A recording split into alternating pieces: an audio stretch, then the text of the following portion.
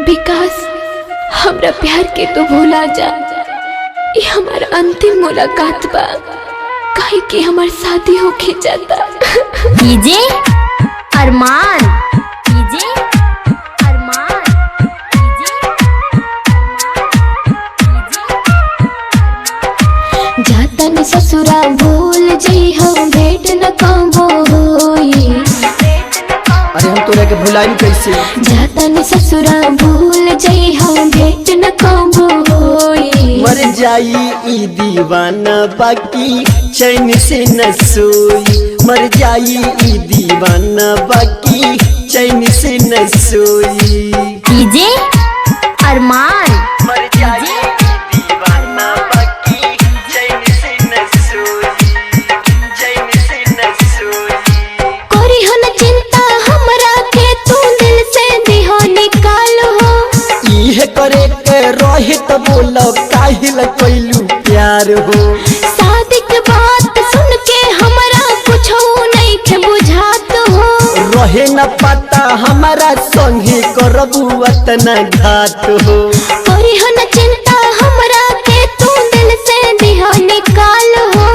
इहे करे के रही तो बोलो काहिल कैलू प्यार हो। बुझियो ना हर गाई हमके तोहरे लाखिया रोई। जन्म जन्म साथ देवे के वादा कइले रहली। बुझियो ना हर जाई हमके तोहरे लाखिया रोई। मर जाई ई दीवाना बाकी चैन से न सोई। मर जाई ई दीवाना बाकी चैन से न सोई। डीजे अरमान, मर जाई ई दीवाना बाकी चैन से न सोई, चैन से न सोई। आखिरी मिलन हमने के बाटे मेहंदी काल रचाई। डोली से अपना झांक के देखी हो चीता हमरो सजाई। सुन देवेंद्र दिल के अपना कसौला न मनाई। कैले बारू वादा जवन घरे का बताई।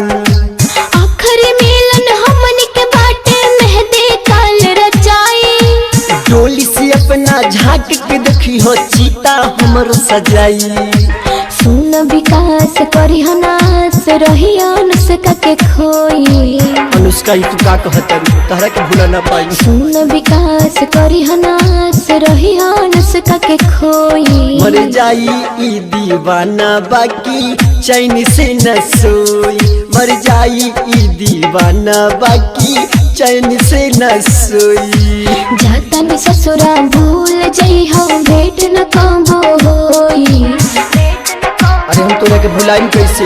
जाता न ससुरा भूल जई हम भेंट न कबो होई। मर जाई ई दीवाना बाकी चैन से न सोई। मर जाई ई दीवाना बाकी चैन से न सोई। डीजे अरमान।